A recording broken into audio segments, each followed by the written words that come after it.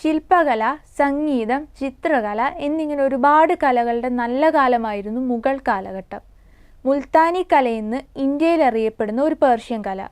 പേർഷ്യയിൽ നിന്ന് 14-ാം നൂറ്റാണ്ടിൽ ലോകം ചുറ്റിയിരുന്ന ഒരുപാട് സൂഫി സന്യാസികൾക്കൊപ്പം ഇന്ത്യയിലെത്തിയ കലാകാരന്മാർ പഞ്ചാബിലെ മുൽത്താനിയിലെത്തി. സൗത്ത് ഏഷ്യയിലെ വലിയ നഗരമായിരുന്നു അന്ന് മുൽത്താൻ. സെറാമിക് കലാനിർമ്മാണത്തിന് സാധ്യതയുള്ള സ്ഥലമായതുകൊണ്ടാണ് അന്ന് ഈ കലാകാരന്മാർ ഇവിടെ വന്നത്. അവർ ഈ കളിമണ്ണിനെ മുൽത്താൻ മിൽട്ടി എന്ന് വിളിച്ചു. പാർട്ടീഷന് ശേഷം ഈ സ്ഥലം ഇപ്പോൾ പാകിസ്ഥാനിലെ പഞ്ചാബിലാണ്. ഇവിടെ നിന്നുമാണ് മുൽത്താനി കല ഇന്ത്യയിൽ വ്യാപിച്ചത്. നീല, പച്ച, മഞ്ഞ തുടങ്ങിയ നിറങ്ങൾ ഇതിൻ്റെ പ്രത്യേകതയാണ്. പണ്ട് നാച്ചുറൽ കളേഴ്സ് ഉപയോഗിച്ച് ചെയ്തിരുന്നത് ഇപ്പോൾ സിന്തറ്റിക് കളേഴ്സായി മാറി. കൊബാൾട്ട് ബ്ലൂ, ടർക്കിഷ് ബ്ലൂ ഉപയോഗിച്ച് ചെയ്യുന്ന ഡിസൈൻസ് കൂടുതൽ ഭംഗിയുള്ളതാണ്. പൂക്കളും പക്ഷിയുമൊക്കെയാണ് ഇതിൻ്റെ ഡിസൈനിന് യൂസ് ചെയ്യുന്ന ചിത്രങ്ങൾ. ഈ കല കൊണ്ട് നിർമ്മിക്കപ്പെട്ട വസ്തുക്കൾ ലോകമെമ്പാടും അറിയപ്പെടുന്നുണ്ട്.